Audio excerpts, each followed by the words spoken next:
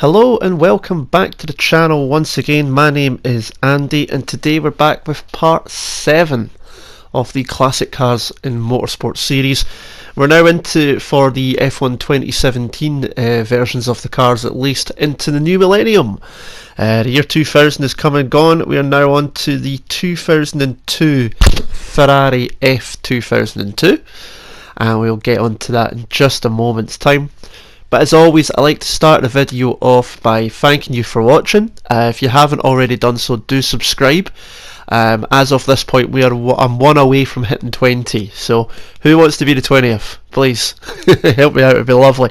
Also hit a like below as well if you do enjoy what you're watching, and comment below about what you remember about this classic car that we're looking at today.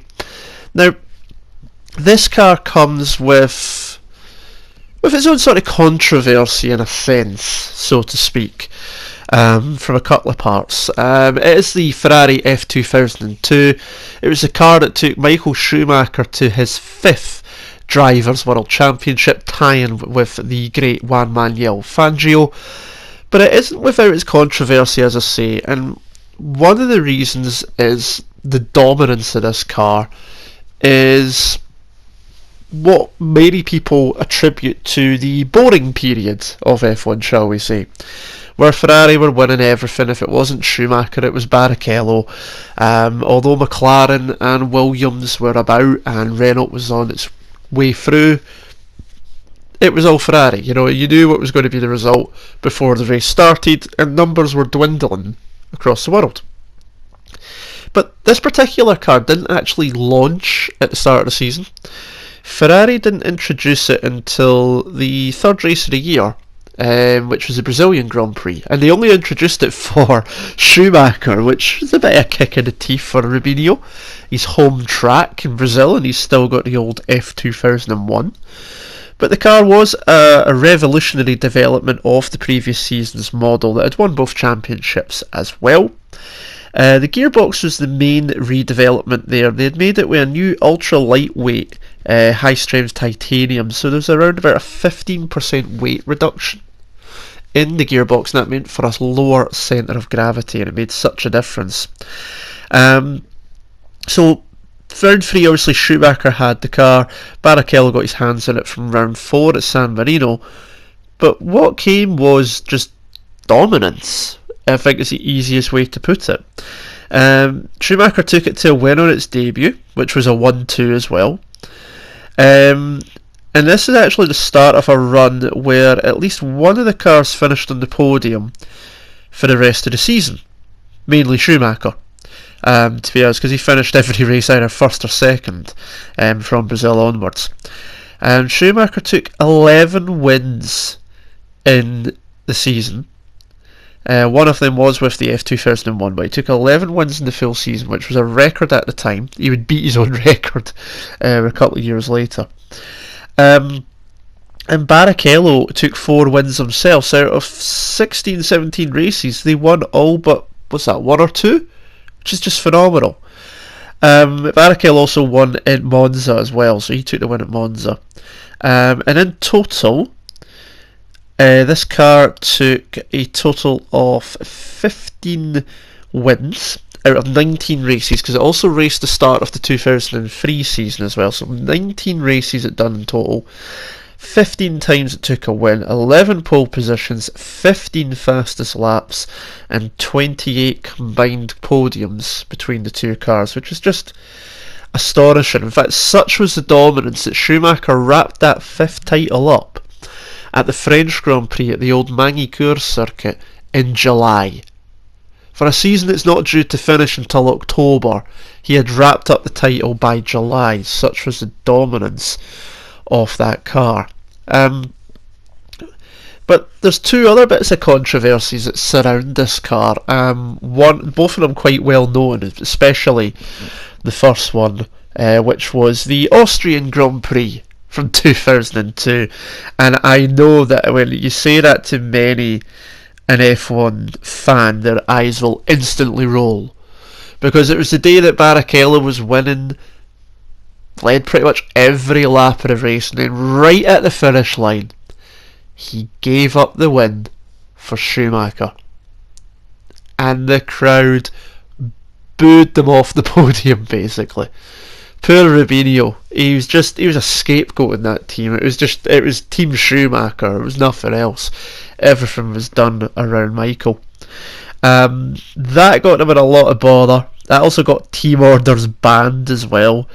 The other bit of controversy they got was Schumacher pushed Barrichello up to the top step, break a protocol, but even if it wasn't, by then it was still too late. The deed had been done.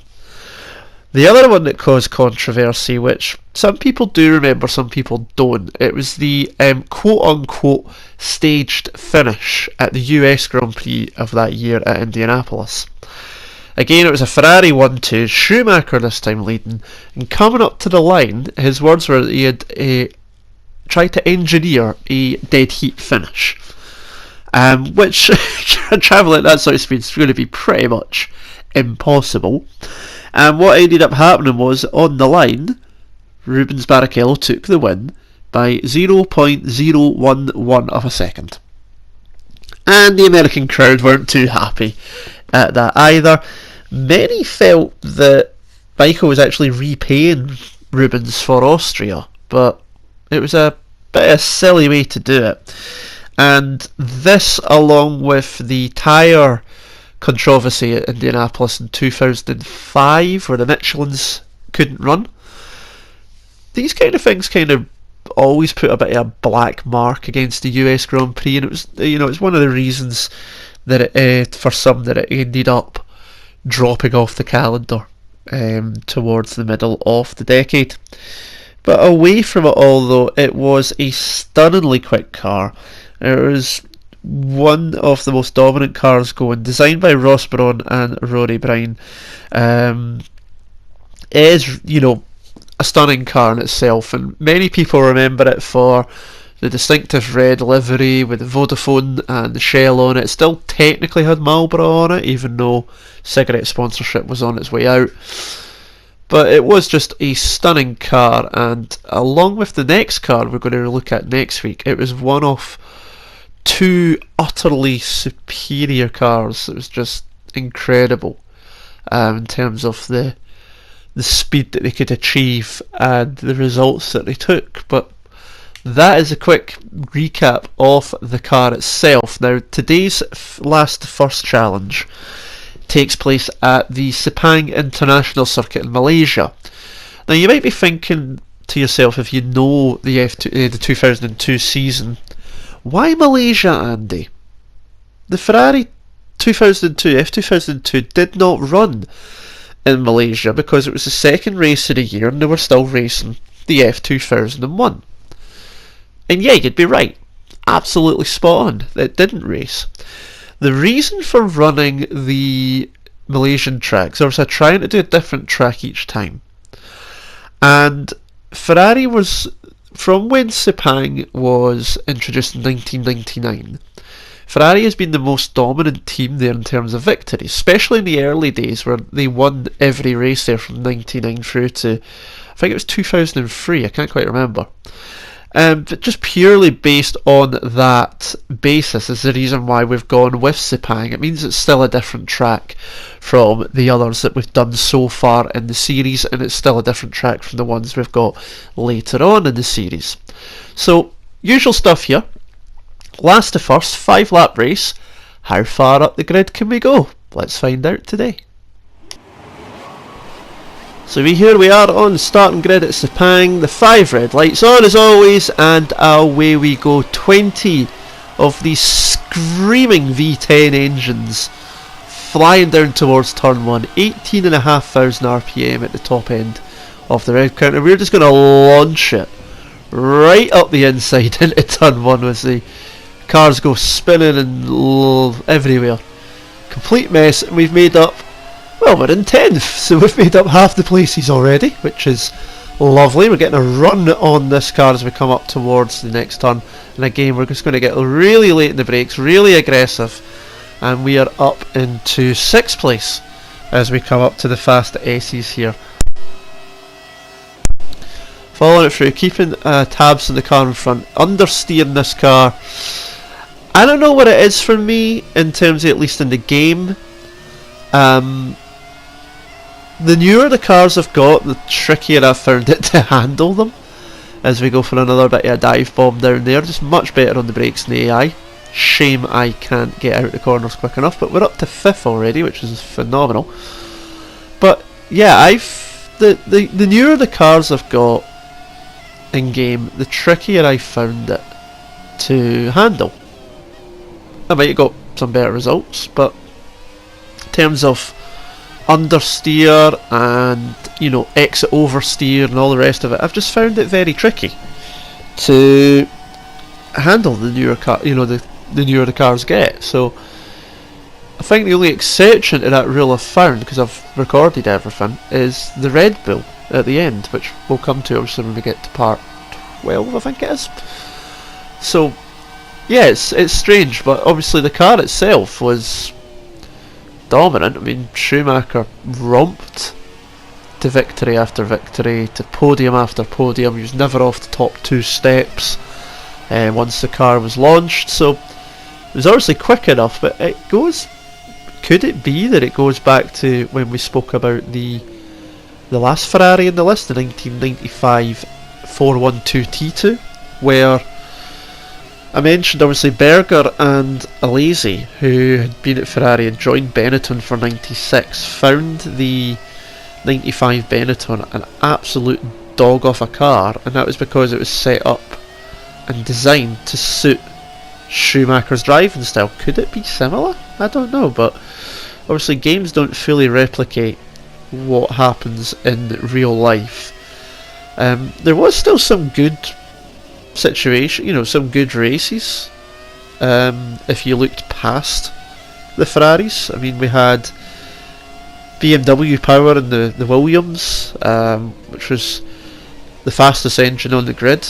They had Ralf Schumacher, Michael's brother, along with the ever quick and ever fun Juan Pablo Montoya at the wheel, and that was always interesting. McLaren obviously still with Mercedes. They were no longer with Mika Hakkinen, who retired in 2001. Still had David Coulthard at the wheel, but he was now joined by a young Kimi Räikkönen. The Iceman moved from Sauber to McLaren by this point, and that made Kimi McLaren. Yeah, there's a match made in heaven. The Iceman and the team that was seen as being clinical and boring. Yeah, okay. But they had some good races as well. They had some interesting battles between them as well. So if you looked past Ferrari, it was still good, and I think that's the casual fan that was turning off at that time with the TV ratings. Were only they wanted to see who won. So when Schumacher and Rubens were there, they knew it was going to be a Ferrari win most of the time, so why watch it? For your hardcore fan like me, you'd still watch it no matter what, and you could see all these other battles and all these other fights going on through the field. We still had Jordan was still there doing not too bad. Jaguar had came into the sport. Arrows was still about, as I completely make a mess of that again. The oversteer. So there was still a lot about.